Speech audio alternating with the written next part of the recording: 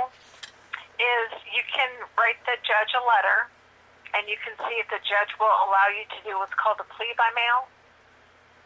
Okay. And if she grants your request, she'll send some paperwork to you.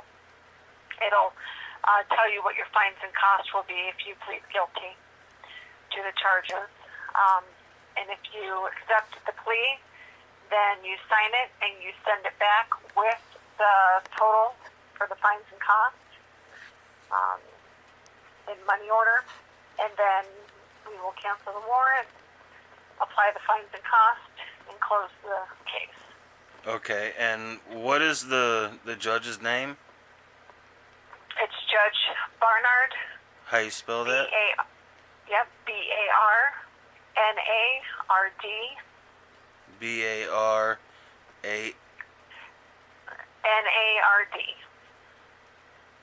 Barana? No, it's Barnard. Okay. Oh, Bernard. Okay. Yeah. And is that Barnard. is it a is she is Female. it okay. Honorable Judge Barnard. Write your letter to her. Make it short and sweet. See if she'll let you do a plea by mail. Let her know that you live out of state. Unless you're going to be up in this area, in which case you could actually just turn yourself in on the warrant, and we can do it that way too. I would really love to do it that way, but the only bad thing and stipulation with me is I'm a dialysis patient, and Michigan happens to be the only state in the United States, including Hawaii and Alaska, that don't take my insurance. And I have to have dialysis 3 days a week, and I'm really at a loss on, before when I was up there I was okay. It was the beginning of my dialysis and I wasn't as sick. But when I came back, I guess expression shit hit the fan, and everything started happening to me and started to just shut down more and more and more, and now I can't go even one treatment without one treatment without getting deathly sick. And I'm afraid to go up to Michigan because every time I go out of town, things happen, Right. Well, put that in your letter too. Let her know that you have some medical issues that you're dealing with, that you live out of state, and you would like to take care of this through the mail, to do a plea by mail. Okay. And who am I speaking with? My name is Sherry. Sherry? Mhm. Okay. And if I had any more questions for you, is there a number I can reach you by? Yeah. Do you have a pen? Yes.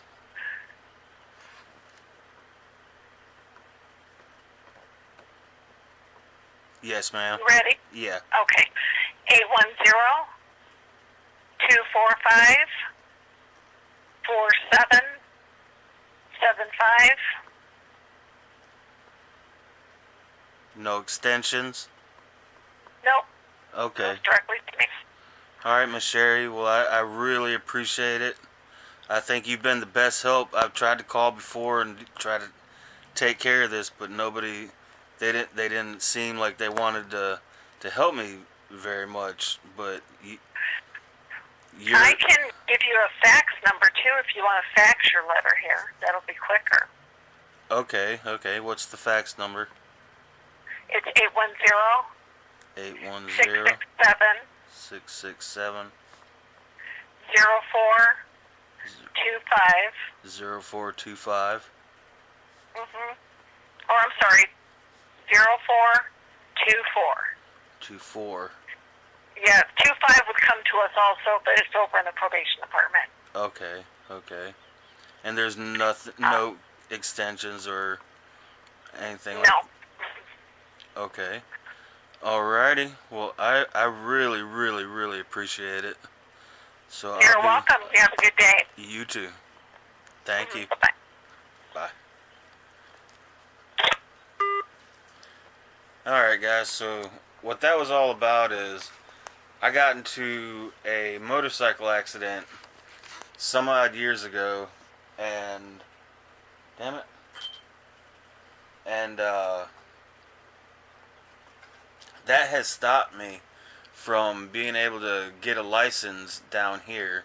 I do have fines down here that I have to pay, but at the same time, I can pay them while I'm driving legally.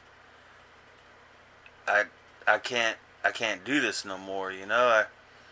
At first, for the longest time, actually my whole life, I've never really cared about having a license or doing anything that the law tells me to do. I just would rather not do it. So I just do what I want to do. But as I'm getting older and everything, my kids are also getting older too.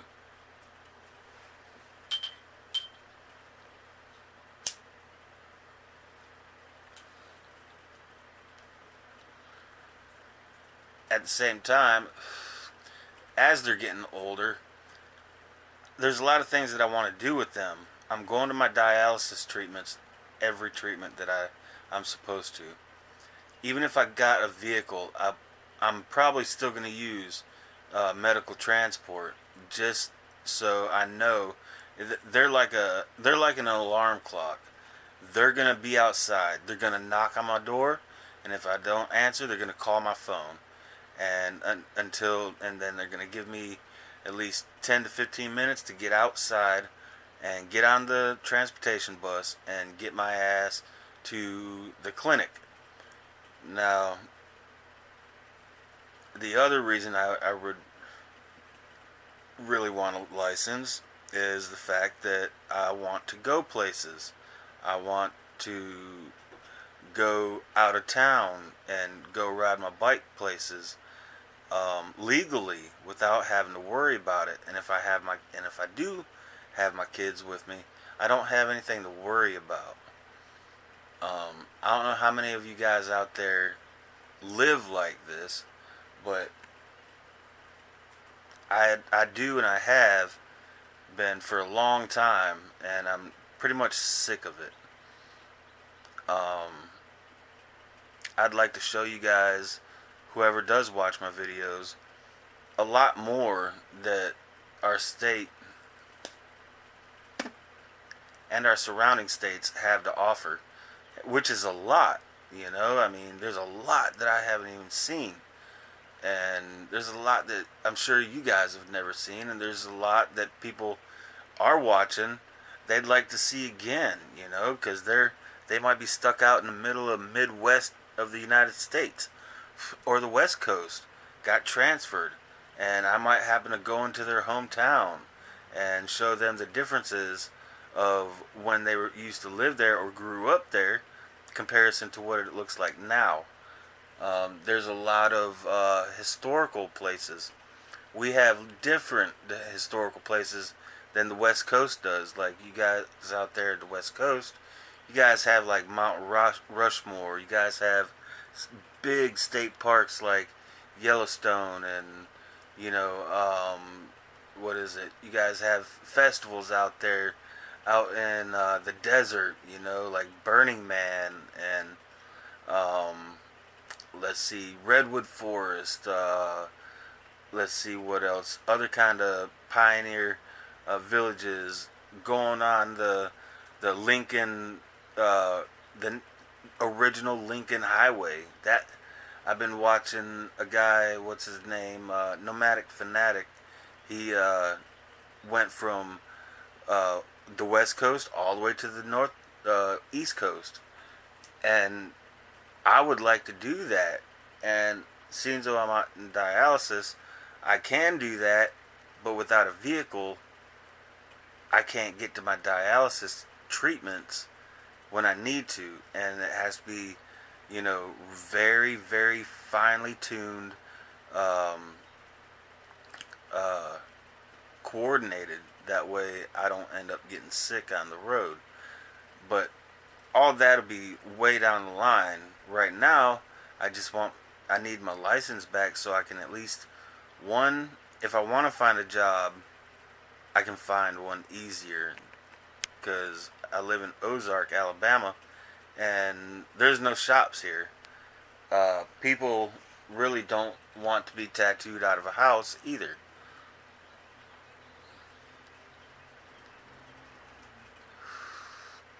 I don't quite blame them, but around here, I wouldn't really want to get tattooed in part of the shops. Anyways, uh, I'll just leave that at that right there because that's just some more personal stuff that people don't need to know. Just trust me that there's a bunch of shops around here that are no good. Now there are some shops that are good, but all the spots are taken, and I think that my style of tattooing doesn't mix with the people that tattoo in them shops. There's only certain kind of shops that people like me need to be in. Um, I am an alpha type person, so I don't take well with people telling me what to do. Usually I go into a shop and I'm pretty much allowed to do what I want to do. Um, so that being said, I can either find a job or I can start just tattooing by going to other people's houses. Because telling them to come to my house is one thing. They're a little bit skeptical and a little sketched out about that. But if I tell them that I will come to them, to their house, now that's a little different story. Because I'm walking into their realm where they're comfortable at, and they don't have to worry about what's going to happen, who's going to be there, what are they going to walk in on, what kind of house are they getting into. They already know because that's their house. So I really don't care what I walk into. I'm not afraid to walk into somebody else's house regardless of what it is, unless it's dirty. If it's dirty, then I mean, I would rather, if it's worth it, I'd rather rent a hotel room and tell them to come over there because I'm not tattooing out of a dirty home. So hopefully I can call these, or not call, but write Honorable Judge Bernard a letter in Lapeer, Michigan, to help me get my license back and get everything in order, because I'm tired of everything being the way that it is. And if I could just get a license, I can find somebody to buy a car from. That's probably not even going to be an issue right there. So yeah, that's what today's goal is. I'm gonna finish writing that letter. Well, actually, I'm gonna rewrite a letter because the letter I was writing was extremely long. Miss Sherry from the warrant office said to keep it short and sweet. So that's what I'm gonna do. I'm gonna try to sum it up all in under one paragraph on a piece of paper and fax it over there to them. If anybody else is watching, maybe you guys could write to the Honorable Judge Bernard in Lapeer, Michigan, and help me get my license. And you guys have seen what I do. All I do is I ride a bike around, and that's it. You know, I'm not a bad guy. I'm not a bad dude. I got caught with a little marijuana.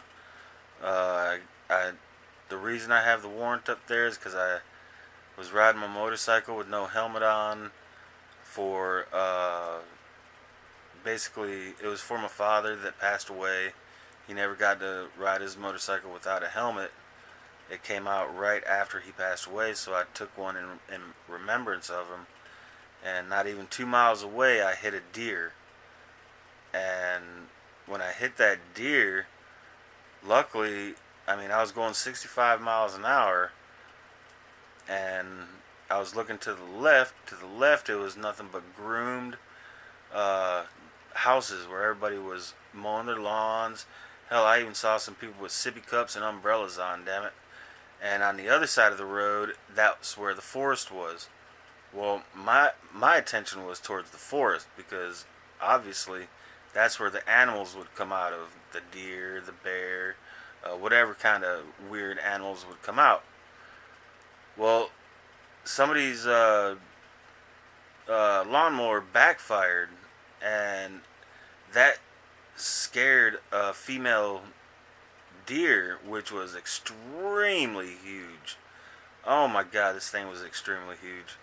But that deer jumped out right in front of me, which I turned the wheels sideways, I laid the bike down, and I rode on the bike while it was sliding for at least 20, 30 feet before the tires caught the concrete, flipped over.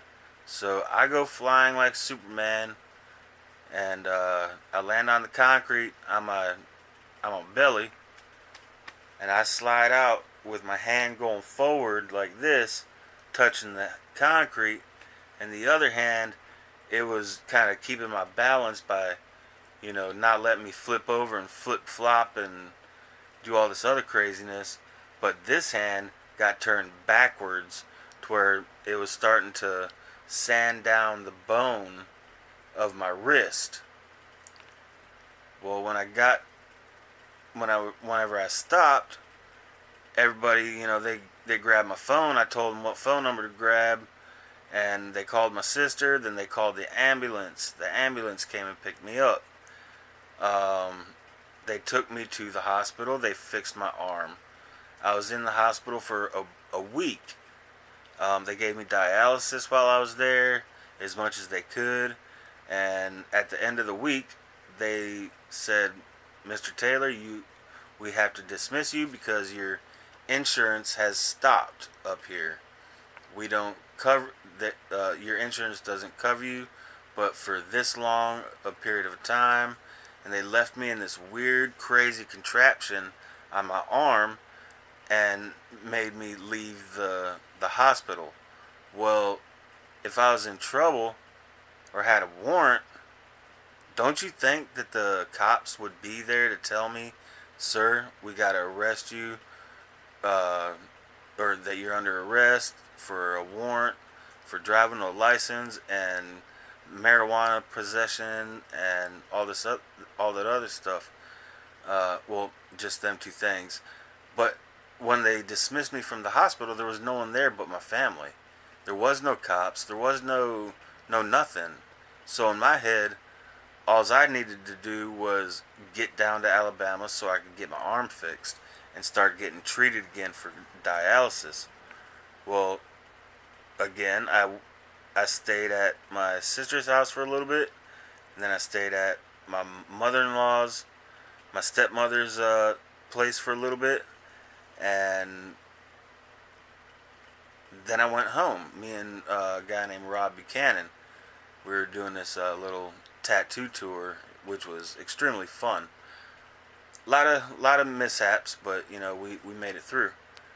Uh, we made it back down to Alabama, and everything got fixed, like my arm and stuff, dialysis treatments, and of course I was riding my motorcycle with no license, as usual, and I figured, I'm never going to be able to take care of it. I'm never going to be able to get back up to Michigan,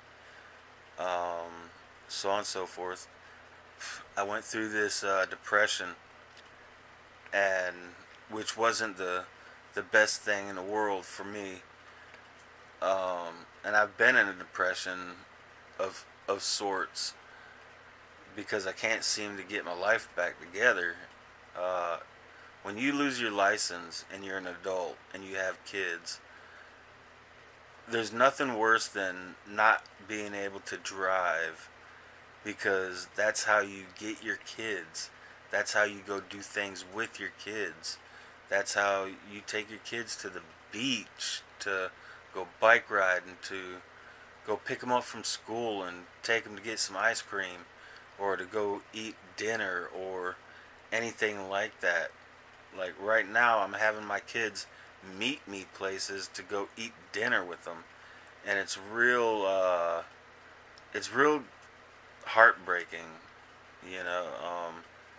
So I'm gonna write this letter today, and hopefully I can fax it over there to them today, and we'll see what happens. But thanks for watching and listening at my little bullshit.